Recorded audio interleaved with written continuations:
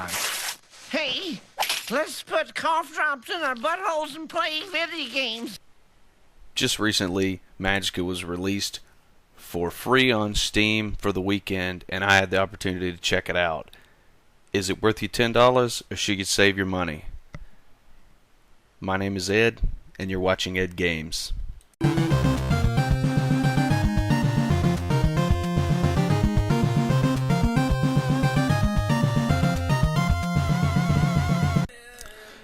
Alright, just to start off, I apologize for all the still photos, but I run into some technical difficulties while I was making the review in video format, and needless to say, I didn't feel like going back and re-recording the footage, so we're just going to do a quick and dirty review here. Start off, I was kind of excited to find out what kind of game this was, but I was still a little timid, thinking that it was maybe a really typical RPG fantasy type game. And you know, I was glad to find out that it was anything but a typical RPG style game. And I really enjoyed the mechanic of being able to combine the different elements together to form different types of spells. The first thing that I noticed was that I did not find the story very entertaining at all, and the jokes were completely fucking insufferable, and I really did not care for the jokes. Like, they could cut every joke out, and I think the game would be better for it.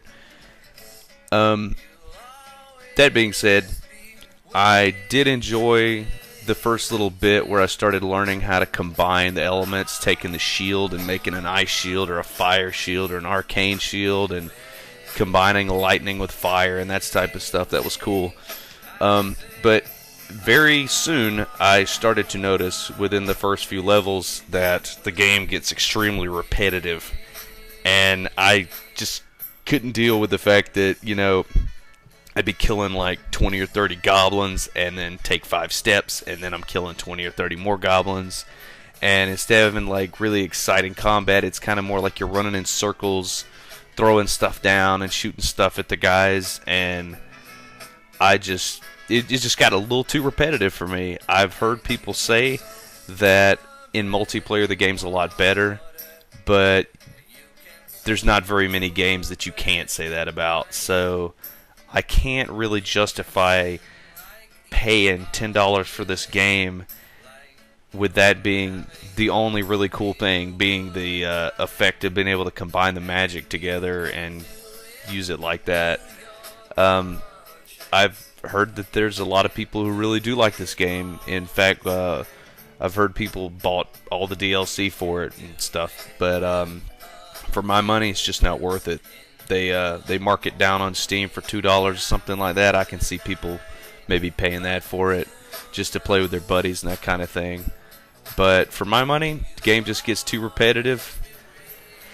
Sorry, just a little too repetitive for me.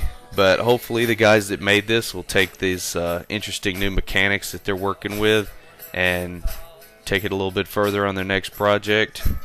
I'm Ed. You've been watching Ed Games. Thanks for watching. Game on, everybody.